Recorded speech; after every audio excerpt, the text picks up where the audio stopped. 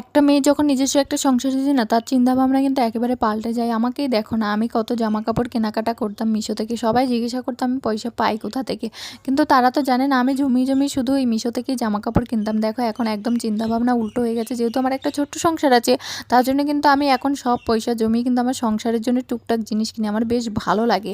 আমার নামটা নিয়েও দিদিভাইয়া পল্লবী রায় তোমার ভিডিওতে থ্যাংক ইউ সো মাচ এত সুন্দর একটা মিষ্টি কমেন্ট করার জন্য। কিন্তু মেলাতে যেতাম ঘুরতে, তখন তো কিছু বুঝতাম না। তবে এখন মেলাতে বেশিরভাগ যাই সংসারের টুকিটাকি জিনিস কেনাকাটা করতে। দেখবে মেলাতে খুব সুন্দর সুন্দর জিনিস ওঠে, এটা কিন্তু কোথাও পাওয়া যাবে না।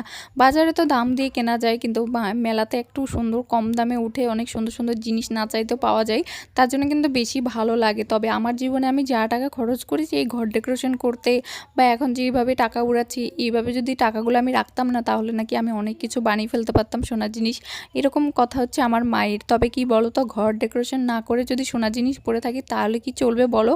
আমার তো বেশ শখ যে আমার একটা ছোট্ট সংসার, ছোট্ট সংসারটাকে পরিপাটি করে সুন্দর করে সাজিয়ে নেব। আর ঘর ডেকোরেশন তো সেটা হচ্ছে আলাদা বিষয়, সেটা না হলে তো ঘরের লুকটাই চেঞ্জ হয় না আর কি। তোমরা তো আমার আগের ভিডিওতে দেখেছো আমি কত সুন্দর করে ঘরটাকে পরিপাটি করে সুন্দর করে সাজিয়েছি। আমাকে কেমন লাগছে জানিও।